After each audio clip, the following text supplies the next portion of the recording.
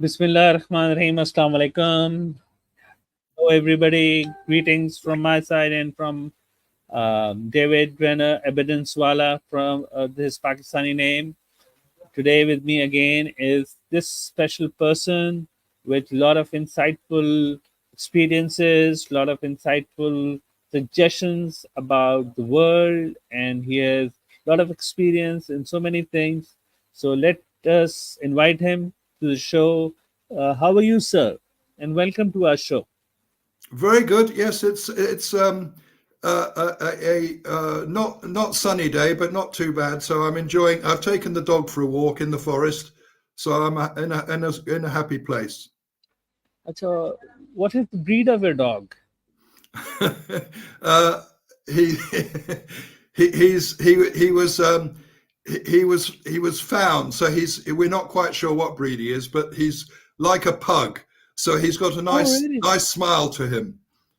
Okay, my uncle has a pug Oh right, in his okay, house at Lahore, right? yeah. So, so my first question about today's interview is that what is the biggest aim you want to achieve in terms of education in this world? Right. So we understand that education was designed last century just to keep educate the masses, but not educate them so much that they would take over from their bosses. So and they worked on the theory that a job was just over broke. So the businesses got away with what they could, and everything uh, worked. But now we're into a brand new world, and as Rehan says, once GTP got going, the idea of 30 people in the classroom trying to learn from the teacher is so out of date, because in the first 5 minutes of the lesson, the children could go on to chat GTPD and actually find out and become an expert in that topic. And this is a complete goal changer. And we want to embrace this new technology, which a lot of traditional businesses can't really get to grips with. But the new generation who have been on computers and playing computer games understand it, and it comes naturally to them. So what we want to do is get um, get them into flow into a type of computer game, but the computer game is actually educating them at the same time. So rather than just playing a computer game where they're competing with their children, it wants to be a computer game, but halfway through they have to go out, run around for half an hour, find something, bring it back, etc., etc. So they bring in all their traditional skills, not just a screen, because it's important that as well as a screen, we have downtime, meditation, etc., etc. But that when they're on the screen, they can produce so much more work than the traditional way of learning, that hopefully they can both enjoy life and learn at a fantastic rate at the same time. Brilliant. So, coming on the screen, having confidence, and learning the communication skills, gaining knowledge from the person they are interviewing with, or the person on the other side. And this is how they will learn and they grasp knowledge. But previously, in the traditional way of education, there were schools were also teaching manners and morality and ethics, all these things. Does digital literacy, being on the screen, teaches the same? Okay, so the screen is just a means to the end, but there's no reason why you can't have manners on the screen. So you say please and thank you and etc etc, and you can teach manners. So there's no reason why you can't have a meal and teach people how they're supposed to behave with other people. So that's all part of it. But you could have a, a half an hour discussion on what's right and wrong with manners and everything else while you're eating your meal. Why not? So it's not Brilliant. just screen full stop. Screen is one part of a person's education, which is all about being kind to others, empathy, etc., etc. But if we can actually end up with someone that's abundant in both mind, body, and spirit, then that's a brilliant plus point. You're very true. You're very true. Very logical. On screen, coming on the screen and be digital, you can tell people, you teach students anything you would like to teach them, and they So will learn. on that point, for instance, now a plumber, he can go to someone's house and the boiler has broken down, no hot water, cold day, disaster. He just gets his phone, points it at the screen at the boiler, and the phone knows exactly what that boiler is, and it can actually show him how to replace the faulty part. So you don't have to be an expert plumber anymore. You just have to know how to use a screwdriver. Exactly. Yeah. The fruits of technology. Yes. Acha. So I took my grandson to school today, and he said, "Pops, I want to be a lorry driver when I grow up." I said, "Oh, that's not a very good idea because there won't be any lorry drivers." He said, "What?" I said, they'll all be driving themselves, and he couldn't believe it. But that's a fact of life.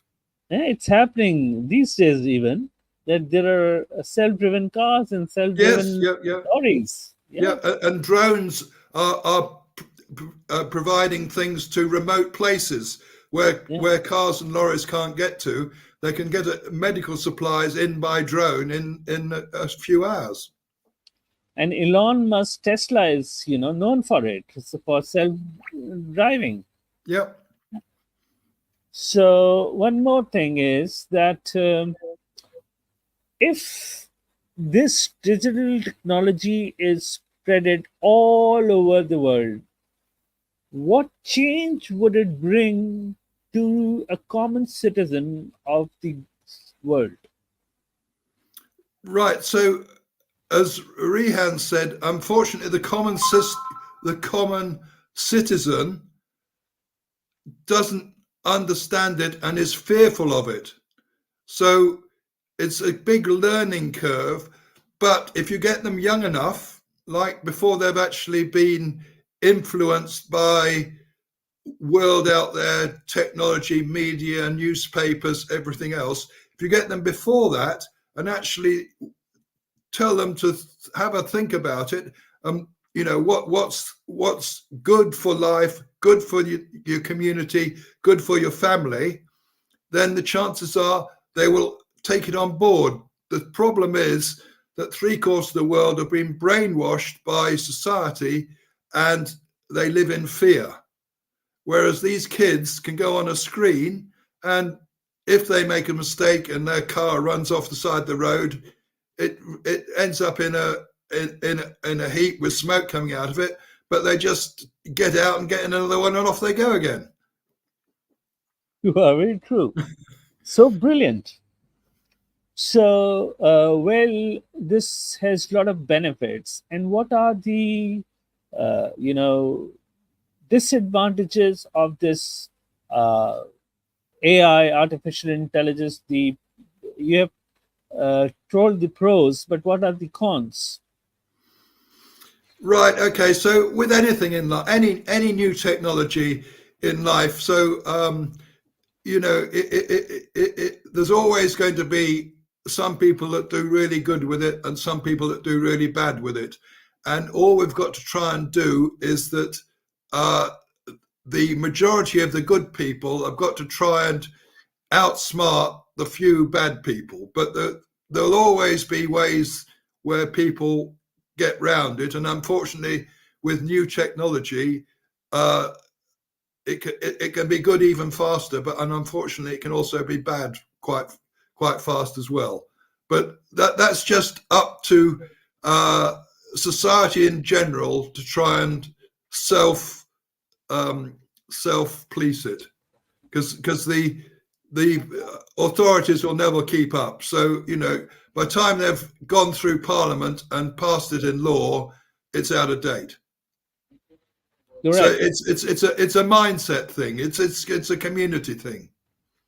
It's ethical AI should be, taught to the people who are learning from this digital technology. Ethical AI, ethical technology that will, frame and nurture students who will realize that being good and being positive would help them grow in a more, you know, better manner, accepted manner by the society than being doing wrong. Do you agree? Yes. So, but it's all about, and that's where small, there's an expression in this country. It takes a village to Raise a kid. sorry, yeah, to It what? takes a village to raise a kid. To raise a kid, exactly. So if you can actually have small communities where there's the wise old people, the middle-aged people that try and get the hard work done, and then the gifted young people that can have energy, more energy than, and can help the old people to enjoy their twilight years, have a small community with intergenerational support. That's the way forward, because the kids can look up to their wise old grandparents, etc., and the wise old grandparents can say, "Oh no, look, this isn't very sensible, is it?"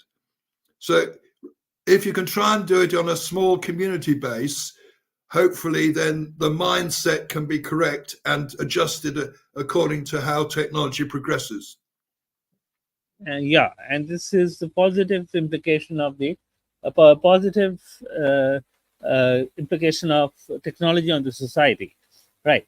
So uh, you are talking about the family, the grandparents, the grandchildren, and the parents. So uh, the influx of technology and the involvement of technology in household. Once when I was young, there was no concept of mobile phones. It was only in Pakistan. We were a developing country. We are still a developing country. We used to have the television at night, and my parents used to give us some time.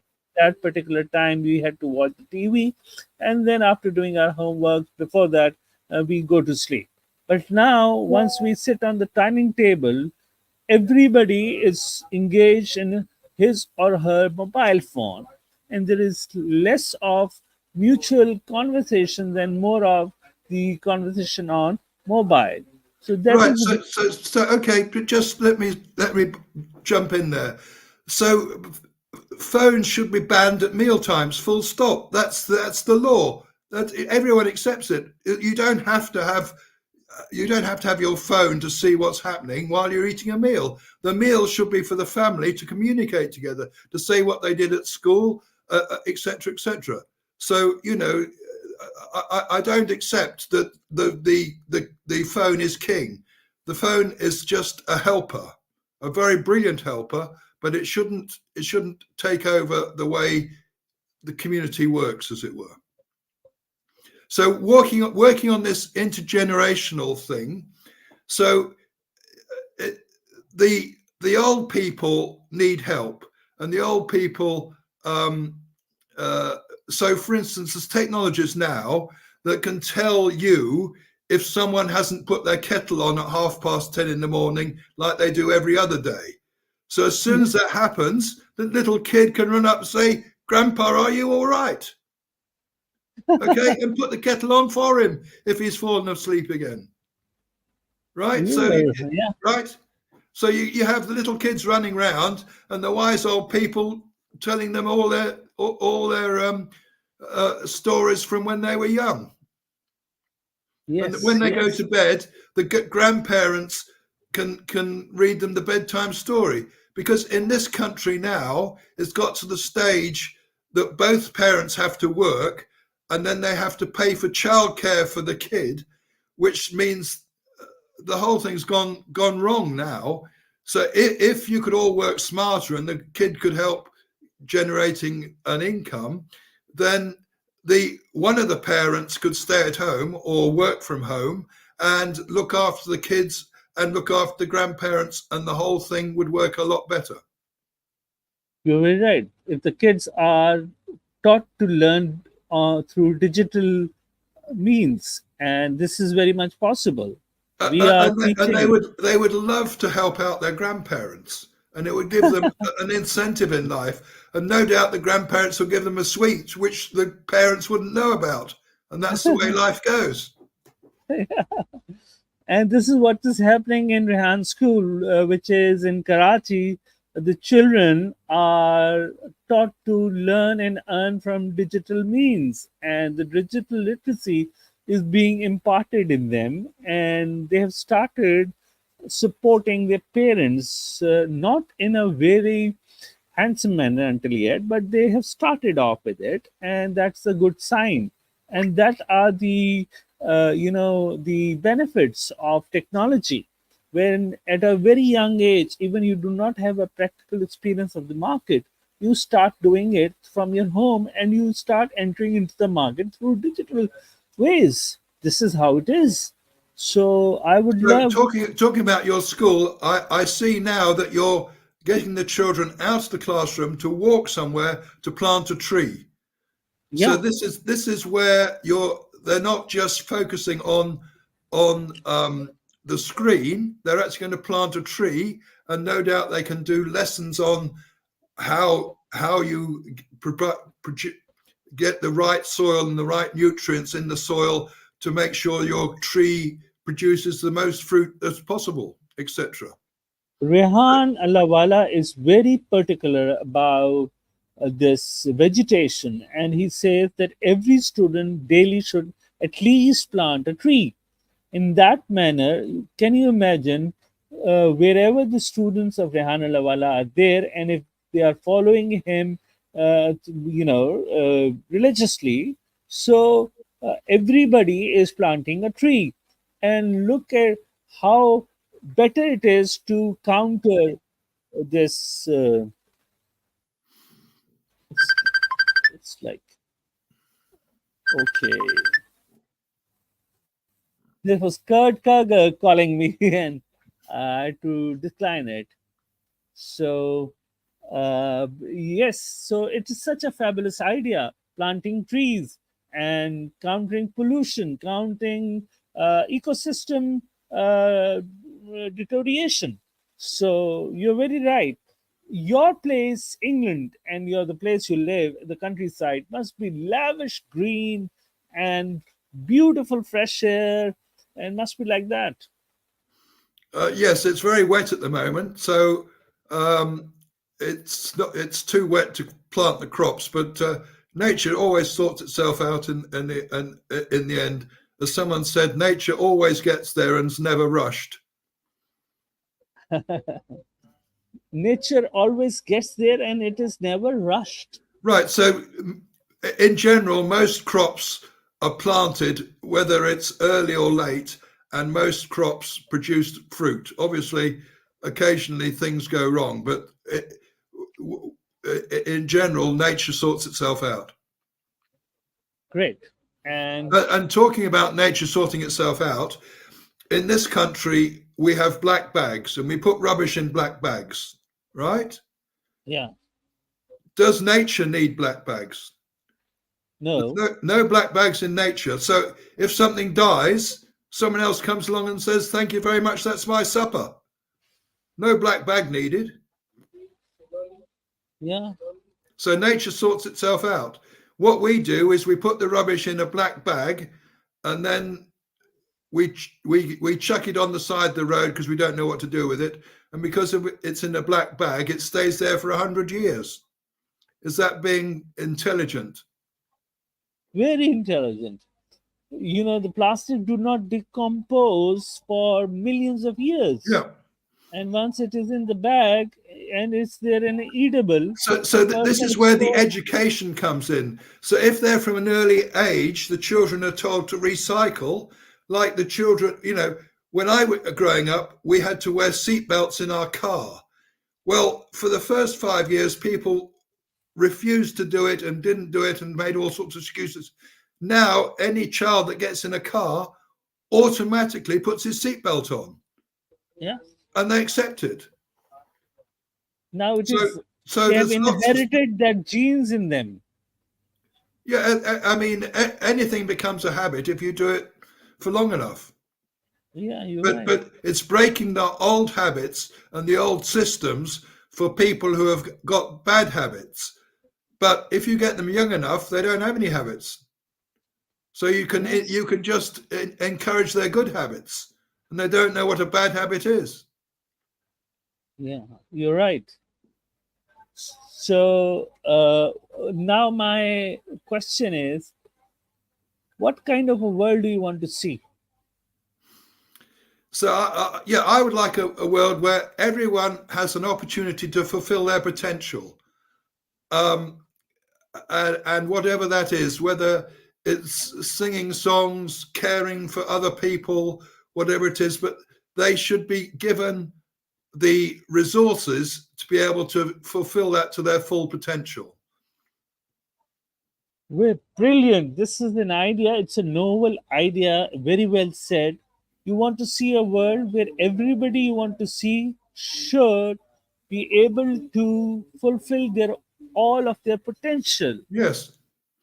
And if they are given an opportunity and everybody is fulfilling the potential, what kind of a world it would become? Such a beautiful world with so much facilities, and so much of the universe secrets would have been discovered and all that. And there'll be more time for people to enjoy themselves. At the Yeah, moment, they're all working, both parents are working as hard as they can. And by the end of the month, there's no money left. And so it goes on. Whereas if everyone was working to their full potential, there were enough surplus around for them to spend time with their children, with their parents, etc., etc. you're right. You're right. Very right. So why is that? If what if like what if the parents are working daily? Both the parents are working daily, but what are the timings from morning till dusk or late night? What are the timings so that they do not have time for their parents, for their children, and the family? So yeah, it gets ridiculous. So then you have to get someone else in called a nanny to look after the children, put the children to bed because they're still working because they've got to try and make enough money to pay for them nanny. It doesn't, right? So why don't they come in the evening so that they do not? They have to pay No, for the well, nanny. they have to work so many hours uh, that they and so many days, and I mean the thing is ridiculous. But if we went back to first principles, like Rehan suggests, and start again, we might be able to do what I'm suggesting. You're suggesting very cogently plausible thing. It's very reasonable. So So uh, this could start in an isolated type community where you say, right, forget about the old corporate way of doing things. Let's start from scratch and work out with the aid of technology. And technology could help as far as the community is concerned.